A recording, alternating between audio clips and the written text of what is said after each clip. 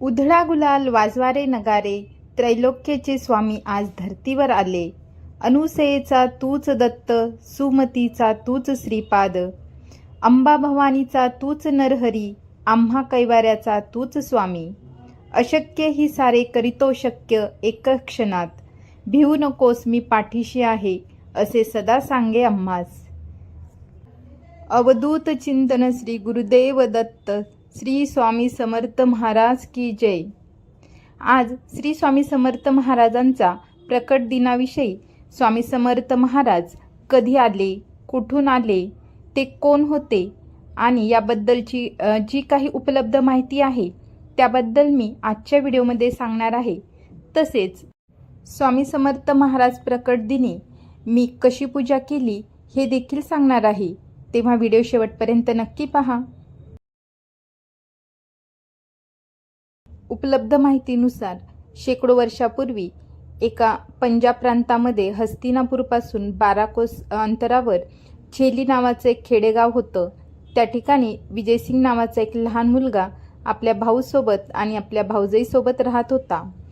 हा जो विजयसिंग होता तो कोणासोबतही खेळायचा नाही. तो एकटाच मध्येच खेळायचा आणि त्याच्या घरापासून एका अंतरावर एक वटवृक्ष होतं.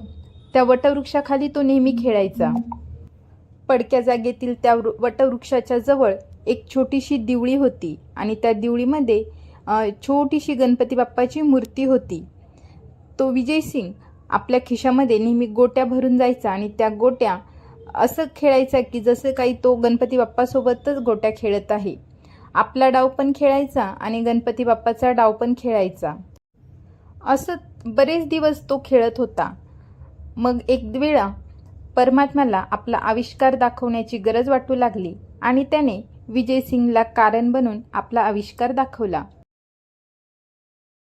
आजची पूजा मी एका चौरंगावर आणि एका पाटावर लाल वस्त्र अंथरून घेतला आहे. त्याच्या अवतीभोवती छानशी अशी रांगोळी काढली आहे आणि स्वामी समर्थांच्या अभिषेकसाठी लागणारं साहित्य जवळ करून घेतलं आहे. पूजेसाठी बेसनाच्या लाडूचा नैवेद्य, तसेच रामरक्षा स्तोत्र, गणपती अथर्वशीर्ष, श्री स्वामी चरित्र सारामृत, अभिषेकसाठी लागणारं हळदीचं पाणी, पंचामृत, केशरचं पाणी आणि दूध आणि स्वच्छ पाणी, तसेच कलशासाठी स्वच्छ पाण्याने भरलेला कलश, श्रीफळ, नागवेलीची पानं, फुलं, हार, हे सर्व साहित्य मी जवळ करून घेतले आहे, जेणेकरून पूजेला वारंवार उठबस होणार नाही. अशा प्रकारे मी पूजेची पूर्वतयारी करून घेतली आहे. अभिषेक झाल्यानंतर स्वामींना मी ह्या चौरंगावर स्थापन करणार आहे. तर आता मी अभिषेकाला सुरुवात करून घेते. सर्वात प्रथम दिवा लावून घेत आहे.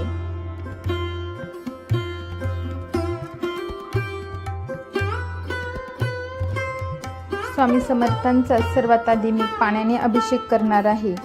अभिषेक करताना श्री स्वामी समर्थ महाराजांचा तारक मंत्र मी म्हटला.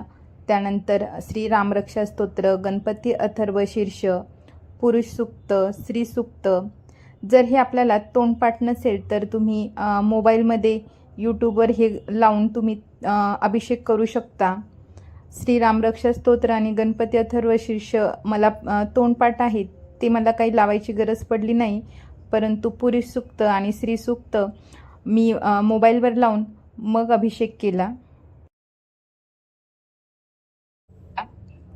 अभिषेकसाठी तुम्ही गळतीचा सुद्धा वापर करू शकता. माझ्याकडे जी गळती आहे ती छोटी आहे, त्यामुळे मी हे अशा प्रकारे जे अभिषेक पात्र असतं त्याने अभिषेक करत आहे.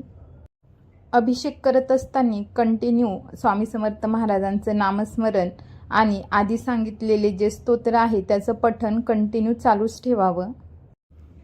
तो दिवस होता चैत्र शुद्ध द्वितीया तिथी. विजयसिंग रोजच्या प्रमाणे आपल्या पद्धतीने तिथे गेला आणि त्या दिवशी सुद्धा गणपती बाप्पासोबत खेळायला लागला. तर रोज आपण सेम खेळतो, सारखं आपणच गणपती बाप्पाचा डाव खेळतो आणि आपलाही डाव खेळतो, म्हणून त्याच्या मनात आलं. त्याने सर्व गोट्या त्या गणपती बाप्पाच्या मूर्तीच्या समोर टाकल्या आणि बाप्पाला बोलला, बाप्पा रोज मीच तुझा डाव खेळतोय, पण आज नाही, आज तूच खेळायचं. तर जसे त्याच्या तोंडातून हे शब्द बाहेर आले तसेच धरणीमध्ये कंपन सुरू झाले. सर्वत्र ढग जमून अंधार होऊ लागला. वारे वेगाने वाहू लागले. कोणालाच काही कळेना की काय होतंय. पण काय करणार, ती अद्भुत शक्ती आज प्रकटणार होती आणि तिच्याच आगमनाची ही सूचना होती.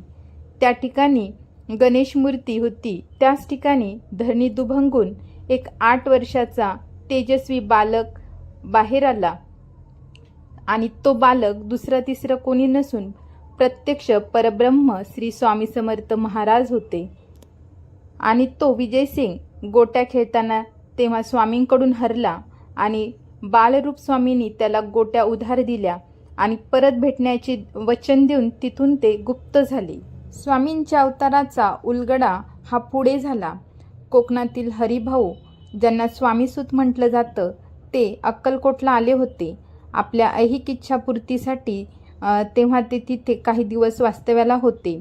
एक दिवस स्वामींनी त्यांना जवळ बोलावले, मांडीवर घेतलं आणि सांगितलं की आजपासून तू माझा सूत झालास. सर्व घरदार सोडून दे आणि दर्याकिनारी माझी ध्वजा उभी कर. हे ऐकून हरिभाऊंना रडू कोसळले, कारण ते इथे ऐहिक इच्छापूर्तीसाठी आले होते आणि महाराज तर सर्व सोडायला सांगत आहेत. हे पाहून त्यांना रडू कोसळलं. महाराज बोलले की काय रडतोस, माझे पोट बघ किती मोठे आहे आणि त्याच्यावर तू हात फिरव बघू. आणि जेव्हा हरिभाऊंनी असे केले तेव्हा त्यांना ध्यान लागले आणि त्यामध्ये त्यांना आपले सगळे जन्म आठवू लागले.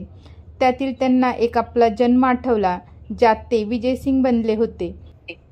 अशा प्रकारे स्वामींचा अभिषेक करून झाला आहे.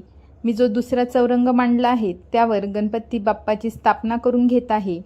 गणपती बाप्पाची पंचोपचार पूजा करून घेत आहे. त्यानंतर दुसऱ्या ठिकाणी मी कलश स्थापना करून घेणार आहे. स्वामी प्रकट दिनाचा उत्सव स्वामीसूत महाराजांनी सुरू केला आहे. ज्यावेळी स्वामीसूत महाराज हा उत्सव अक्कलकोटमध्ये करत होते तेव्हा भुजंगासारख्या भक्तांनी स्वामींना प्रश्न विचारला, स्वामीसूत हे काय करत आहेत? तेव्हा स्वामींनी उत्तर दिले, माझं बाळ, मी जेव्हा सदेह प्रकटलो, ज्या दिवशी मी प्रकटलो त्या दिवसाचा उत्सव करत आहे. स्वामीसूतांनी स्वामींच्या प्रकट दिनावर भाष्य करणारे अनेक अभंग लिहिले आहेत. त्यातील एका अभंगामध्ये स्वामीसूत म्हणतात, माझा स्वामी जो अवतरला आहे तो केवळ भक्तांच्या कल्याणास्तव भक्तांचा सांभाळ करणे, धर्माचे रक्षण करणे आणि अधर्मियांचा सर्वनाश करणे हेच भगवंताचे प्रमुख कार्य असते. याच कारणासाठी तो आपले नाव रूप बदलून अवतार धारण करत असतो. पण यावेळी परब्रह्माने स्वतःच येणे केले आहे. त्याने कोणताही अवतार धारण केला नाही किंवा इतर कोणत्याही देवतेला पाठवले नाही, तर प्रत्यक्ष पूर्ण परब्रह्म स्वतः यावेळी आपल्या मूळ रूपात अवतीर्ण झाला, असे स्वामीसूत सांगतात. ही श्री स्वामी समर्थ महाराज अक्कलकोटमध्ये 1856 मध्ये अवतरले असं सांगितलं जातं. त्यांनी महाराष्ट्रात अक्कलकोट येथे दीर्घकाळ वास्तव्य केले. श्री स्वामी समर्थ अर्थात अक्कलकोट स्वामी हे श्रीपाद वल्लभ आणि श्री नृसिंह सरस्वती यांच्यानंतरचे भगवान श्री दत्तात्रयांचे तिसरे पूर्ण अवतार म्हणून ओळखले जातात. गाणगापूरचे श्री नृसिंह सरस्वती हेच नंतर श्री स्वामी समर्थाच्या रूपाने प्रकट झाले. नृसिंह सरस्वती महाराज कर्दळी वनामध्ये अदृश्य झाले होते असं सांगितलं जातं आणि याच वनात 300 वर्ष त्यांनी कठोर तपश्चर्या केली. या काळात मुंग्यांनी त्यांच्यावर वारूळ रचले. एके दिवशी एक लाकूड तोड्या वनात आला आणि लाकडे तोडत असताना त्याच्या हातातून कुऱ्हाड निसटली आणि ती वारुळावर जाऊन पडली आणि वारुळातून रक्ताची धार उडाली आणि दिव्य प्रकाश बाहेर पडला आणि त्या वारुळातून एक तेजस्वी व्यक्ती बाहेर आला आणि हेच अक्कलकोटचे स्वामी समर्थ महाराज. आपल्या हातून घडलेल्या घटनेमुळे लाकूडतोड्या घाबरत होता आणि स्वामींनी लाकूडतोड्याला अभय दिले आणि ते देशाटनासाठी निघाले. देश फिरून ते शेवटी मंगळवेढ्यातून अक्कलकोटमध्ये दाखल झाले असं सांगितलं जातं. श्री क्षेत्र त्र्यंबकेश्वर येथे स्वामींनी शेगावचे श्री गजानन महाराज आणि शिर्डीचे श्री साईनाथ महाराज यांना दीक्षा दिली असं सांगितलं जातं. नंतर स्वामी पंढरपूर, मोहोळ येथे भ्रमण करीत सोलापूरला आले. त्यानंतर मंगळवेढ्यामध्ये स्वामींनी काही काळ वास्तव्य केले.